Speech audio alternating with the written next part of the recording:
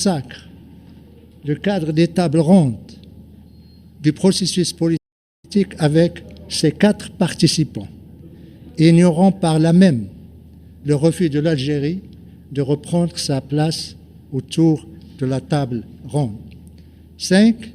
Le Conseil exprime ses vives préoccupations à l'égard de la rupture du cessez-le-feu par le groupe séparatiste armé et le somme de respecter la libre circulation et réapprovisionnement de la MINURSO.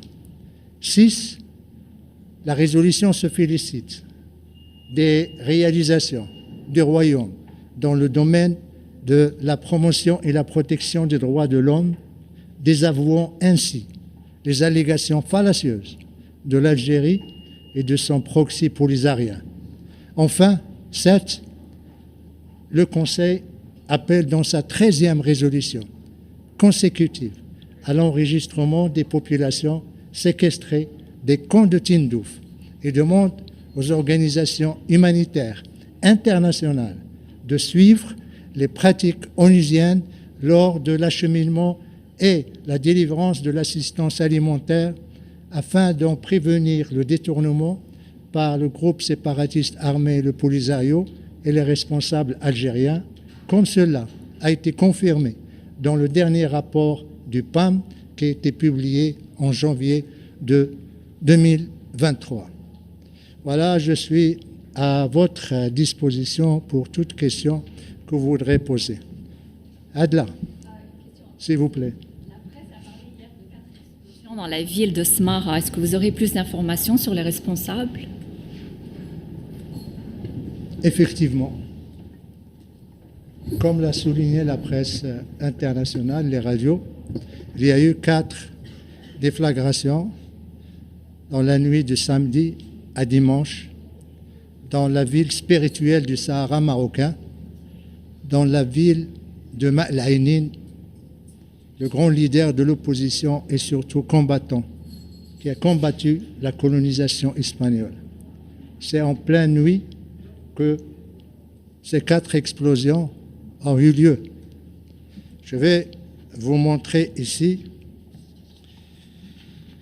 C'est une ville qui est connue pour sa sérénité, pour la qualité de sa vie et surtout pour le pacifisme de ses populations civiles. Les 4 explosions dont vous avez fait mention, madame, elles sont pratiquement dans le même périmètre.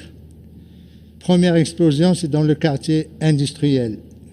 Deuxième explosion, c'est dans le Hay Salam. Troisième, Hay Salam. Et le 4e, Hay El-Wahda. Vous voyez, c'est pratiquement la ville et sa périphérie. Il n'y a aucune installation civile, comme vous pouvez le constater dans la première explosion dans le quartier industriel. Il n'y a aucune installation ou site militaire ni quoi que ce soit. Deuxième, Hay Salam également, vous voyez des bâtiments, vous voyez des rues, vous voyez des terrains vagues.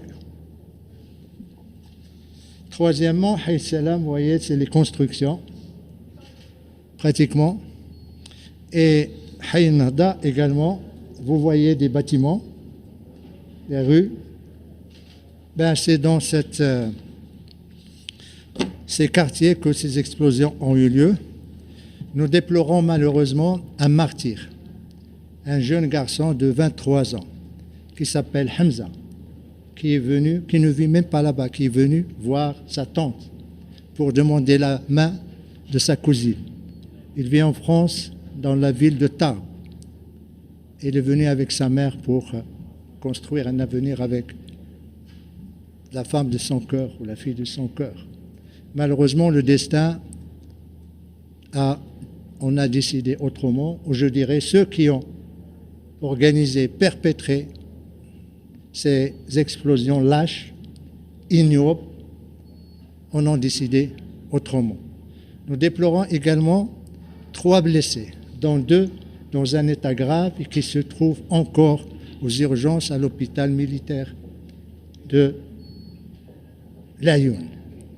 Immédiatement après ces explosions, qui ont eu lieu pratiquement vers minuit 30, la MINURSO a été avisée.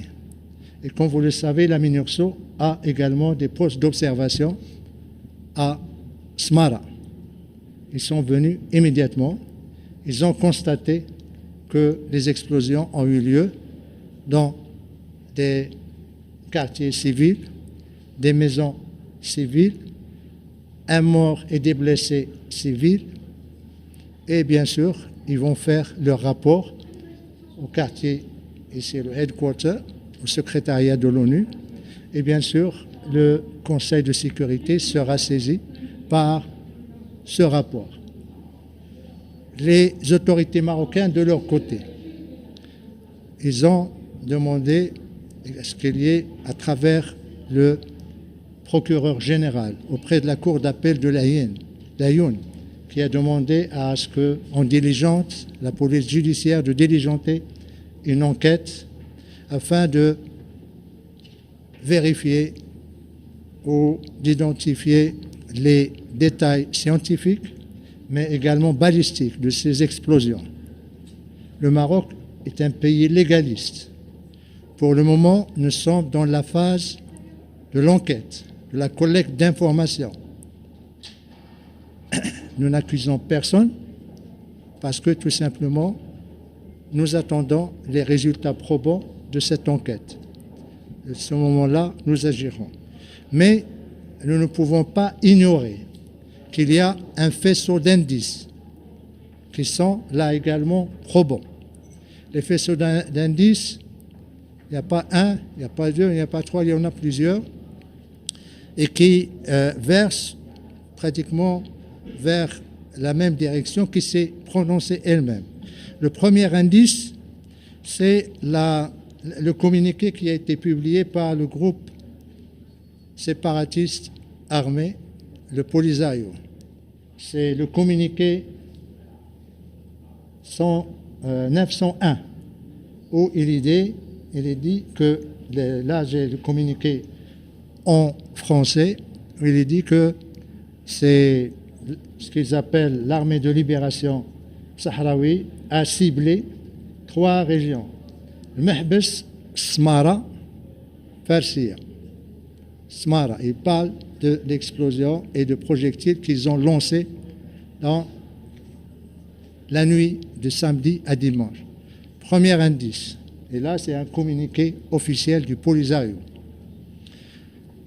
Deuxième indice, lorsque les radios et les télévisions du monde, les agences de presse ont commencé à parler de ces explosions, le Polisario, et en le citant, à aucun moment, il n'a démenti. En l'absence de démenti de sa part, tout le responsabilise et tout indique que, effectivement, son silence confirme que c'est eux qui sont derrière ces explosions. Comment pourrions-nous qualifier tout en attendant les résultats et les conclusions de l'enquête de la police judiciaire de la Younes Smara? Nous savons que le droit international, le droit humanitaire international, les résolutions des conseils de sécurité qualifient toute attaque ou tout ciblage des civils, des villes civiles, comme acte terroriste, comme acte de guerre. Et bien sûr, ça suppose des conséquences et des responsabilités. Pour le moment, tout ce que nous pouvons dire, c'est que ces attaques ou ces explosions, cette victime innocente, que j'appellerai Shahid, qui a attristé tout le Maroc, ne resteront pas impunis. Les responsables devront assumer leurs responsabilités juridiques, mais également politiques.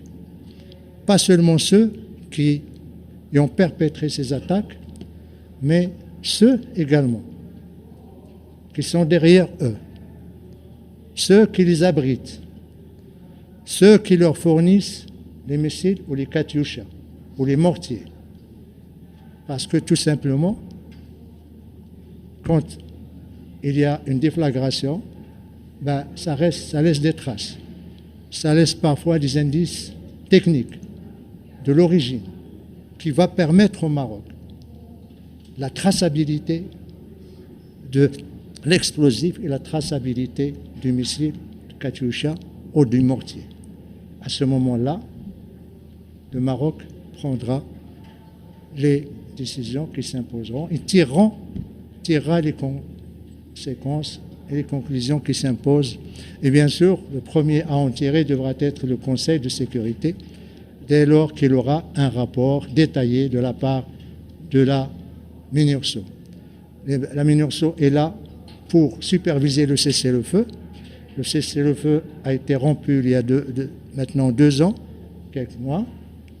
Ben, il y a une responsabilité et nous attendons à ce que ce rapport soit rendu public par les Nations Unies afin que tout le monde sache qui cible les civils, qui tue les innocents, qui déstabilise la sécurité dans la région et qui risque de provoquer